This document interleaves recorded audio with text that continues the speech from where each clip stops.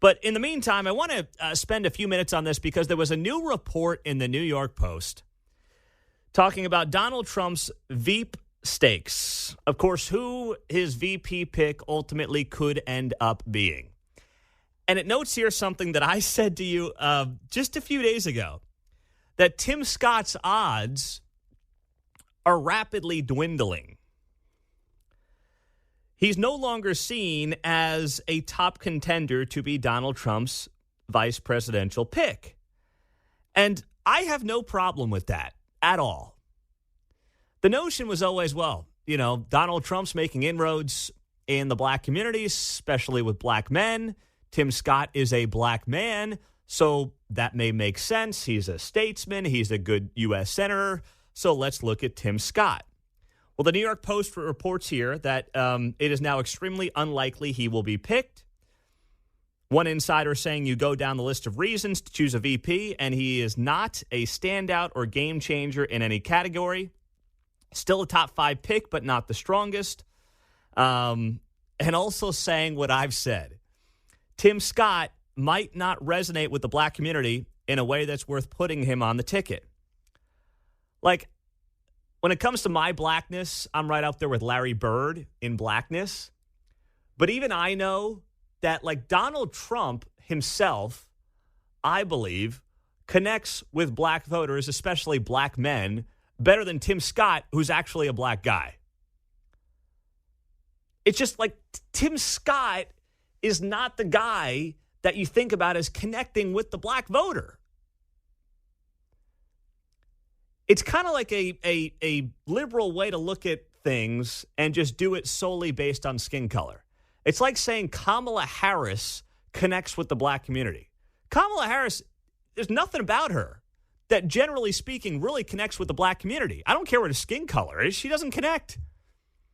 She spends most of her life and has spent most of her political life and political career around white people. And that's pretty evident when you see how she interacts and who she is and how awkward she is and all that kind of stuff. Leave the skin color out of it and just talk about who and what actually works and what actually connects. And Tim Scott's not it. And frankly, I'm not sure if that person exists for Donald Trump. Donald Trump is going to be the guy, based on all the VP choices that are being talked about out there, the one who actually is most likely to connect with the black male voter. So don't try to force a square peg into a round hole simply because of somebody's skin color. Just doesn't make any sense. So who else is on that short list? Well, Doug Burgum, North Dakota governor, who had a brief stint as a presidential candidate, according to this New York Post report that was a lead story yesterday afternoon. Marco Rubio, U.S. Senator, Little Marco, as he used to be called. Little Marco moving his way up the food chain. Who would have seen this coming 8 years ago? When Marco was goofing on Trump's junk, now he could be his VP pick. Go figure. How about that? Never forget that, when that back and forth was going on back in 2016. It feels like a lifetime ago, but let's not forget that was like a real thing that happened in a presidential race in this country in modern American history. You think Honest Abe was doing that back in the day? Talking about, I don't think that was happening. I mean, I could be wrong. I don't have all the history. If you go back to, yeah, you know what they say about guys wearing a stovepipe hat. Yeah, something. We'll have to go back. Maybe that's something Bill O'Reilly's going to have in one of his books as he, writes about history. But something tells me that that was not part of the conversation back in the day in this country. But anyway, Marco's on the short list, and Byron Donalds as well, and J.D. Vance. Now, J.D. Vance is a very compelling choice, the Ohio senator. However, here's the problem for J.D. Vance, and really any U.S. senator, but especially J.D. Vance in Ohio. If he were to be Trump's pick, then the governor of Ohio, Mike DeWine, would pick the temporary replacement.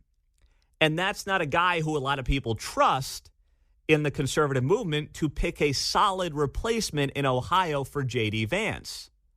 And in a Senate race that's going to be razor thin when you talk about control of the U.S. Senate, Does Trump want to give up one of his best allies in the U.S. Senate to put him on the ticket as a vice president, which really is a meaningless job, and lose the value of having a guy like J.D. Vance in the U.S. Senate? That's what hurts a guy like J.D. Vance, even though he probably desperately wants to be picked. So then, where else do you go? I still think a Sarah Huckabee Sanders makes a lot of sense. Bill O'Reilly has floated that out on this show, governor of Arkansas, loyalist to Donald Trump, obviously. And I don't think a female hurts him. In fact, it can only help him on the ticket, right? If you're trying to think about where you can get some help and what categories of people you can get help with, there's not a person as a VP that helps Donald Trump with black voters. Donald Trump is his own best ally in that department. Tim Scott's not going to be the guy. So maybe you get a slight bump with suburban women by picking a young mother like Sarah Huckabee Sanders. And that's what she is. Early 40s, 3 young kids that can connect. Not going to make a huge difference, but it's going to be a close election, so every vote counts. So why not look at her? But the guy that I always thought made a lot of sense, and someone floated this to me last week who knows Trump world and knows this part of the world very well. When it came to dark horse candidates, they floated out the name Mike Pompeo to me. And I thought, wow, that would be great. Like, Pompeo's laying very low right now. No one really knows what he's up to. And this was a name that came up to me last week. And Mike Pompeo would be awesome. Of course, former Secretary of State, Kansas congressman, the whole deal. But then this story came down from the Wall Street Journal here in the last couple of days. Mike Pompeo to build new firm with One Equity Partners alums. 2 former senior executives from mid-market buyout firm One Equity Partners are teaming up with the former Secretary of State, Mike Pompeo, to build a private equity firm focused on backing mid-sized technology companies. So Mike Pompeo is looking to make some coin. And you know what? God bless him for that.